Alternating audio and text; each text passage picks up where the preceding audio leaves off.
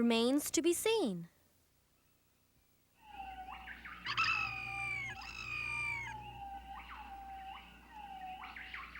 Fossils are traces of life from the past. There may be tracks of an animal,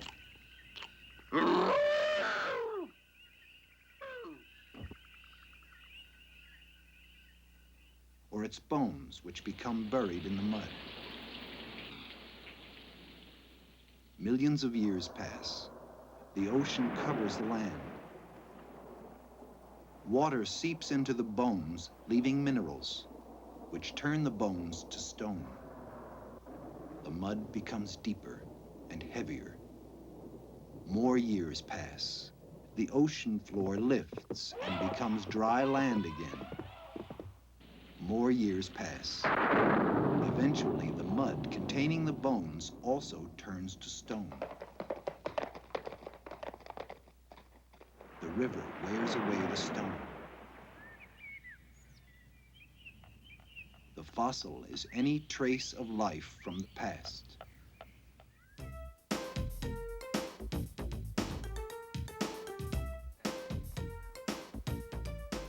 Hi, I'm Stephanie Yu.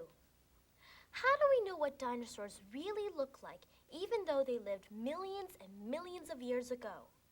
Well, the answer is fossils, remains or traces of animals and plants that lived a long, long time ago. There are many kinds of fossils, but we're going to make 3 kinds of fossils out of some things from around the house. Actually, a nice fresh dinosaur bone would have been much better than a fork. But dinosaurs haven't been around for millions and millions of years. It's practically impossible to get hold of a dino bone, even at a gourmet shop. One kind of fossils form when things like seashells get covered by mud, and the mud turns into rock after a million or so years. Unfortunately, we don't have a million years to wait. So, instead of mud, let's use some plaster of Paris, which hardens in a few minutes. And instead of seashells, let's use some macaroni, some jelly beans, and some more macaroni.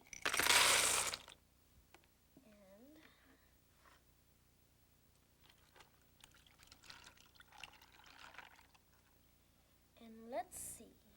Oh, of course, a fork. Okay, we'll put this delicious fossil aside to harden and make another type of fossil. A long time ago, there was an animal called a trilobite that looked exactly like this. But this isn't it. Here's what happened. The actual animal got buried in the mud. After a long time, it disintegrated and left a hole in the ground shaped like the animal. Minerals filled up the hole where the animal used to be and hardened. And now you have this mineral animal instead of a real animal. We're going to make a fossil like this mineral trilobite, but we're going to use a chocolate dinosaur instead of a trilobite. We'll stick the chocolate dinosaur into some clay and then cover it with another slab of clay, just like the trilobite became covered with earth. It took the trilobite a million years to disintegrate, but we have an oven to speed things up. We'll melt the chocolate.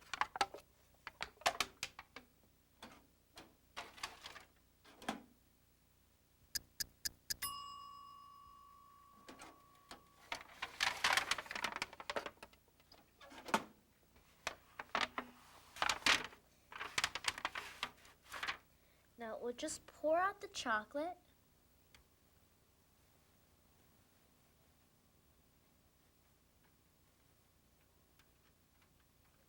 And put some plaster into the space where the dinosaur used to be. That's just like when the real trilobite was replaced by minerals. We'll check on this later, but in the meantime, let's make our third and final fossil, footprints. Fossils can be footprints that have turned into rock. These footprints were left by prehistoric animals as they walked across the wet ground. I really like making these fossils. The shape of the fossil depends on what your feet look like. This boot should make some pretty cool fossils. Maybe I should bring along this umbrella to make the tracks even more interesting.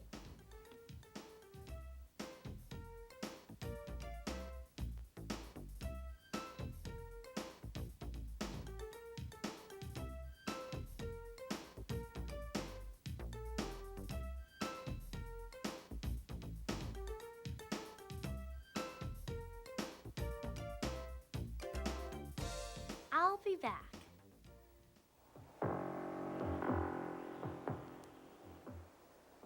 Northern Montana, once the home of dinosaurs. Now a great place to find fossils.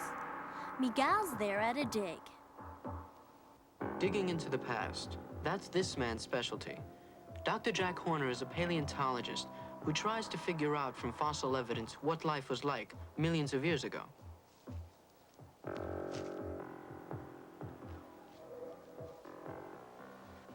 How old is this bone? It's about 70 to 80 million years old. 70 to 80 million years old? Yeah. What part of the dinosaur is it? Well, it's not complete, but it's the femur, which is part of the leg. Dinosaurs nested in colonies. By looking at these nests, we know that the dinosaur built a mound, dug a hole in it, laid its eggs in it, that the babies hatched out. They cared for them. And they cared for them, that's right. This is all And we also know they were in colonies, a whole lot of nests together. Mm-hmm. And that's something that people hadn't known before. And it just comes from this one little area right here. The dinos are long gone from modern-day Montana. But what if you could really travel back in time to 80 million years ago to see how those dino families lived? Not 4 million years, back further. No, not 8 million years, back further. Further still. That's it, hold it. 80 million years ago.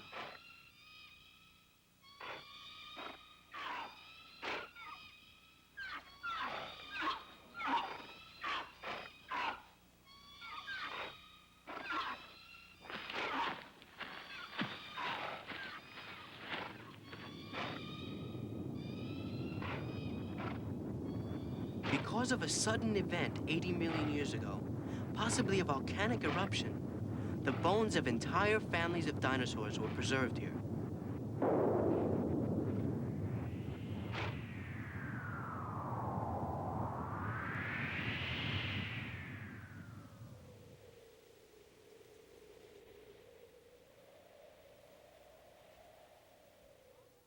It's time to see how all our fossils turned out.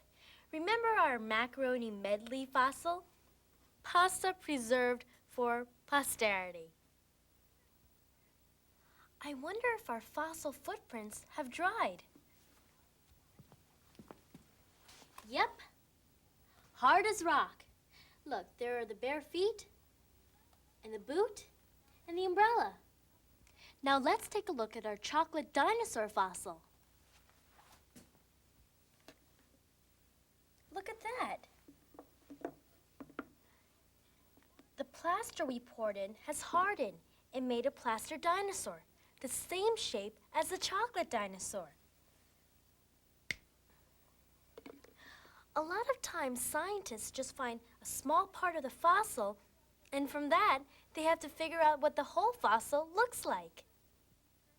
Sculptor Stephen Cherkis is a dinosaur detective. He's made a career of studying and piecing together dinosaur parts to make models. Hopi visited him in his studio as he worked on the model of Deinonychus. Steve, did you find the complete skull in one piece? No, the skull, as it was actually found in several pieces, many, many pieces. It was all broken up and just scattered, and they found only bits and pieces of the skull. Parts of the skull were actually missing.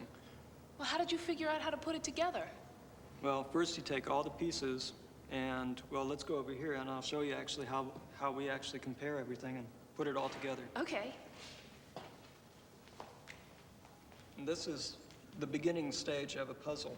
This is often all that a paleontologist will have to work with, just bits and pieces, and often broken apart.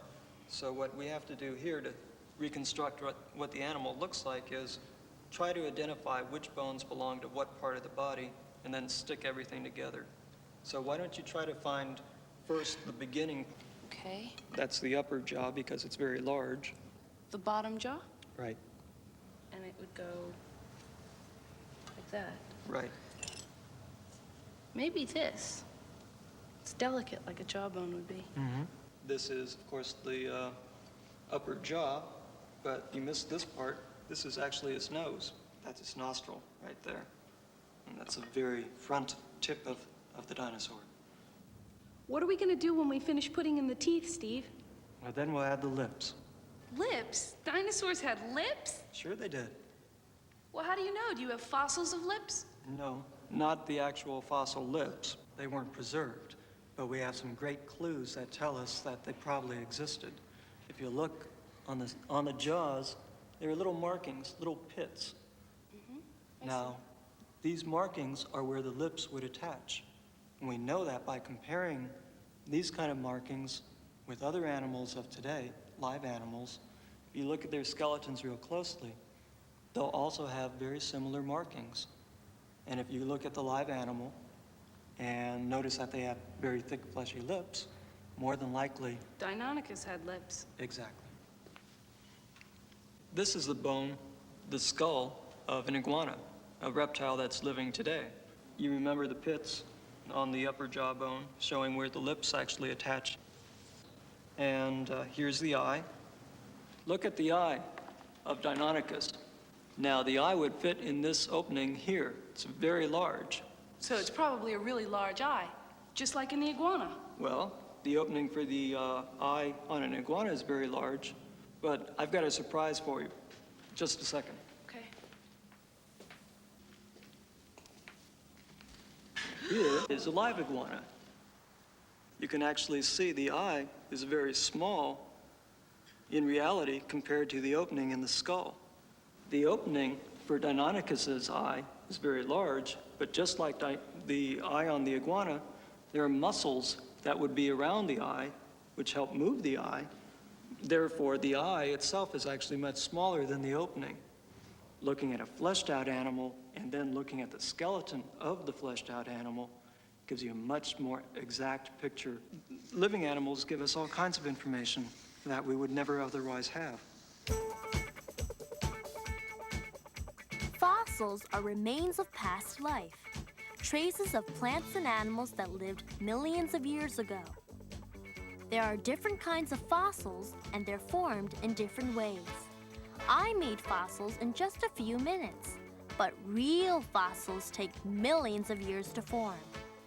Fossils are often incomplete, only part of an animal, but you can piece them together and get an idea of what the whole animal was like. 3-to-1 Classroom Contact is a production of the Children's Television Workshop.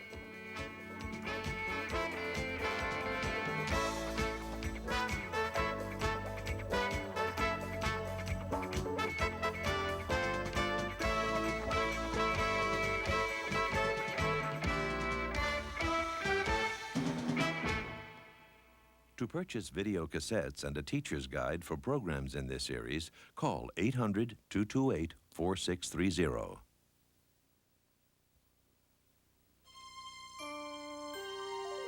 This is PBS.